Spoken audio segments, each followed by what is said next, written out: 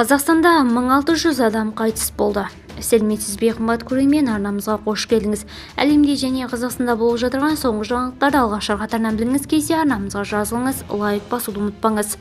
Қазақстан жол апатынан қаза тапқандар саны бойынша әлемде алғашқы үштікте тұр. Биылдың өзінде еліміздің 15 мыңнан аса жол көлік оқиғасы тіркелген. Соның салдарынан 1600 адам ажал құшып, 35 мыңнан астамы түрлі жарақат алыпты. Жолдағы ажал саны Ресей мен ақш-та көш бастап тұр. 3-ші орында Қазақстан. Бұл статистиканы қарасты Еуропалық экономикалық комиссия жариялады. Маңғыстаудағы трагедия: 10 адам қаза тапқан жол апатынан тірі қалған жүргізуші қамауға алынды. Жетісу облысында 10 адам қаза тапқан жол апатына себеп болған көлікті жасөспірім басқарған. Зерттеуге сәйкес, жол апаттарының 90%-ға жуығына жүргізушілердің қателігі себеп болады екен. Әсіресе жылдамдықты шамадан тыс асыру талай жанның өліміне әкелген. Ал жол көлік оқиғаларының қалған 10%-ы жаяу жүргіншілердің жол ережесін сақтамауынан.